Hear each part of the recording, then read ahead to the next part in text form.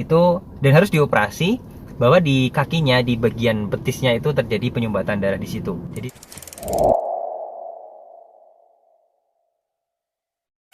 ya, selamat pagi. Assalamualaikum warahmatullahi wabarakatuh. Salam sehat dan berlimpah selalu untuk Anda semuanya. Ya, kembali lagi di channel SMID Solution bersama saya Alvin Haryanto, founder dari SMID Solution.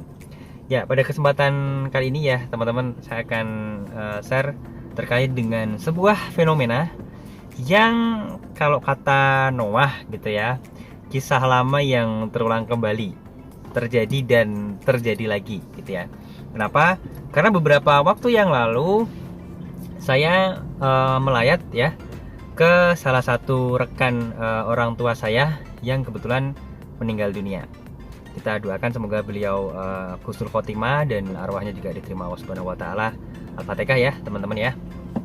Kemudian yang selanjutnya adalah yang cukup unik, meninggalnya adalah karena, ya mohon maaf ya saya share di sini, tapi harapan saya ini adalah sebuah hal, atau teman-teman nanti bisa mengambil hikmah positif dari apa yang saya sampaikan ini. Meninggalnya dikarenakan satu, ada semacam benjolan kecil gitu ya yang terdapat di ginjalnya. Kok bisa? Nanti akan saya jelaskan. Kemudian yang kedua adalah adanya cairan yang terdapat atau masuk di paru-paru beliau gitu ya.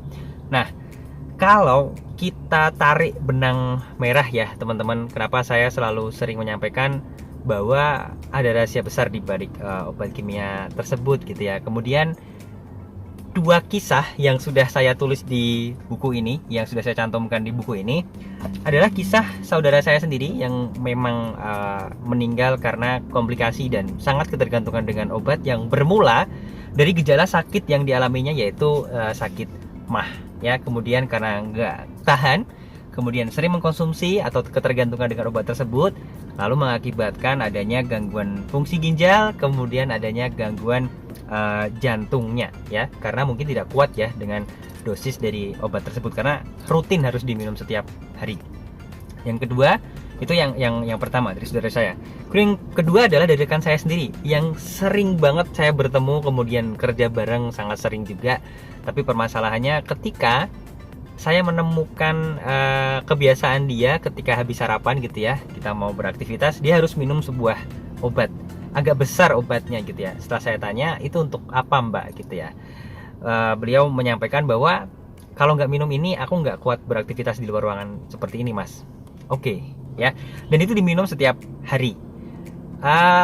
Secara singkatnya ya, kisah singkatnya, beberapa waktu yang lalu dia terkena sebuah sakit ya, itu, dan harus dioperasi, bahwa di kakinya, di bagian betisnya itu terjadi penyumbatan darah di situ. Jadi dia nggak bisa jalan, kemudian kayak bengkak seperti itu, dan solusinya harus dioperasi.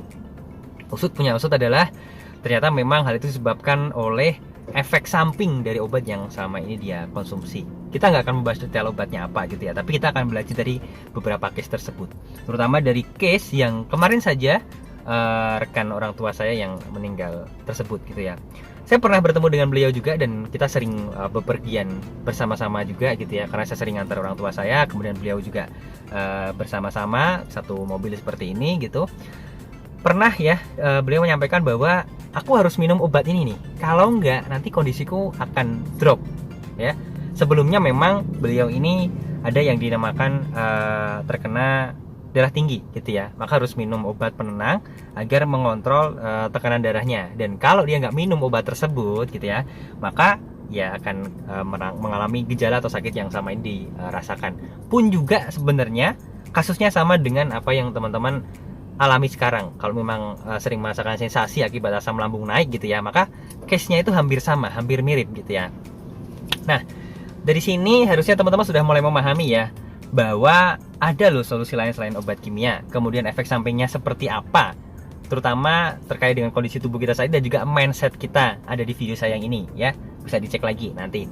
Nah, di sini saya ingin menekankan ya teman-teman, kalau ya sekali lagi, kalau obat kimia itu menyembuhkan Anda, artinya Anda nggak akan ketergantungan dong. Anda minum sekali aja udah selesai, clear gitu ya, nggak akan minum lagi. Tapi kenyataannya, kenapa Anda harus minum dan minum terus? Ya, ternyata fungsinya bukan menyembuhkan. Obat tersebut hanya meredakan gejala atau sensasi yang Anda alami atau yang Anda rasakan. Maka saya sering menyampaikan, pengobatan apapun tidak akan bekerja dengan maksimal kalau sensasi itu masih muncul karena sebab yang belum diselesaikan, ya. Mulai ketemu ya teman-teman garis besarnya atau benang merahnya gitu ya. Obat apapun gitu ya, obat herbal kimia itu nggak akan bekerja dengan maksimal kalau sebabnya ini belum ditemukan. Nah, dari kondisi yang dialami oleh teman dari orang tua saya tersebut, ada dua hal yang menyebabkan beliau hingga meninggal dunia ya. Kemarin disampaikan oleh anaknya dan memang disampaikan oleh dokter yang menanganinya, itu karena ada benjolan kecil di ginjalnya ya. Hal itu disebabkan kemungkinan besar adalah efek samping dari obat yang dia konsumsi selama ini. Ada penumpukan zat gitu ya, yang kemudian menjadi mengkristal lah lebih tepatnya, kemudian mengganggu fungsi ginjalnya ya. Yang kedua adalah karena paru-parunya terisi cairan. Nah, ini yang cukup unik. Ada korelasi sangat erat banget dengan kondisi asam lambung yang mungkin teman-teman rasakan. Saya di sini akan membahas dua hal saja ya, karena sebenarnya cairan masuk ke paru-parunya ada banyak banget sebabnya ya. Tapi hanya ada saya akan membahas dua hal penting yang nanti bisa teman-teman ambil hikmahnya. Yang pertama adalah karena kondisi sering keluar malam ya, kemudian menghirup udara malam yang memang dingin gitu ya. Udaranya masuk, kemudian kita hirup kemudian masuk ke paru-paru, dan lama kelamaan itu menjadi sebuah cairan. Ya, memang ada dari ilmu kedokteran seperti itu. Kemudian yang kedua, ini yang erat kaitannya dengan kondisi GERD atau MAH yang sering dialami oleh teman-teman ya. Jadi, kenapa cairan paru-paru bisa terisi dengan cairan? Kondisinya adalah ketika asam lambung Anda naik, entah berupa uap, entah berupa cairan gitu ya, setelah Anda makan atau setelah melakukan hal tertentu ya yang menyebabkan asam lambung naik, kemudian karena katup esofagusnya masih terbuka, dia naik sampai ke kerongkongan. Dan kerennya adalah gitu ya, kenapa saya bilang keren nanti akan saya jelaskan di belakang ya. Masuk ke kerongkongan ya, kemudian dia mencari jalan di mana dia bisa menempatkan diri, dan salah satunya adalah dia mengambil saluran pernafasan, yang dimana saluran pernafasan dari hidung ini kemudian dia cari jalan gitu ya, masuk ke yang namanya paru-paru. Lama kelamaan cairan atau uap yang ada di uap asam itu yang masuk ke paru-paru tadi ya akan mengisi ruang yang ada di paru-paru, dan harusnya paru-paru tidak boleh diisi dengan cairan atau uap yang bersifat keras. Dia terisi dengan hal tersebut. Nah, kerennya ya, melanjutkan yang saya sampaikan tadi adalah Gusti Allah ini sudah memberikan kita berupa mulut, berupa hidung gitu ya, dan dengan satu saluran yang sama di tenggorokan atau di kerongkongan. Kenapa mulut kita ketika kita makan, dia bisa memilih ya, makanan itu bisa memilih jalur untuk masuk ke perut, bukan masuk ke paru-paru. Pernah nggak teman-teman bayangkan seperti itu? Begitu pula sebaliknya, ketika kita menghirup nafas gitu ya, kenapa dia mengambil atau memilih jalan untuk masuk ke paru-paru, bukan masuk ke perut ya? Padahal ini jalurnya sama nih di sini, di tenggorokan atau di kerongkongan kita ini gitu ya. Itulah kerennya kenapa Gusti Allah menciptakan sesuatu yang kadangkala kita tinggal menikmatinya saja. Tapi ketika kita ada masalah, kita tidak mau memikirkan kenapa ya kok bisa begini ya, kenapa ya kok seperti ini gitu ya. Nah, kondisi asam lambung Anda ketika naik, dia mencari jalan, mencari celah yang harusnya masuk ke saluran pencernaan, dia naik, dia cari jalan ke tempat di mana dia bisa menempatkan diri lagi, yaitu saluran pernafasan, dan mau tidak mau dia akan masuk ke paru-paru ya. Maka jangan salah, mungkin kalau nafasnya teman-teman sesek, dadanya panas, itu juga bisa disebabkan oleh hal tersebut ya. Tapi saya di sini ingin menyampaikan teman-teman tidak perlu khawatir, tidak usah panik gitu ya. Pertama, kalau memang gejalanya itu muncul, teman-teman bisa cek di video saya yang ini ya, bahwa ada obat lain selain obat yang selama ini teman-teman konsumsi. Yang pertama. Kemudian yang kedua, teman-teman harus segera menemukan alasan atau sebab kenapa asam lambungnya selalu naik dan naik ya. Karena kalau itu nggak segera dituntaskan, nggak segera diselesaikan, Anda akan mengalami gejala-gejala yang selama ini dirasakan, dan itu akan berulang terus, nggak akan selesai gitu ya. Kalau berulang, Anda akan minum obat. Anda minum obat ya, saya sudah sampaikan di awal tadi bahwa efek sampingnya sungguh luar biasa ya. Dan itu berdasarkan dengan kisah orang-orang di sekitar saya sendiri. Masih banyak banget kisah di luaran sana atau kisah saudara Anda sendiri mungkin, atau bahkan kisah Anda sendiri yang mengalami hal tersebut gitu ya. Maka kita harus lebih waspada, lebih berhati-hati terkait dengan hal tersebut.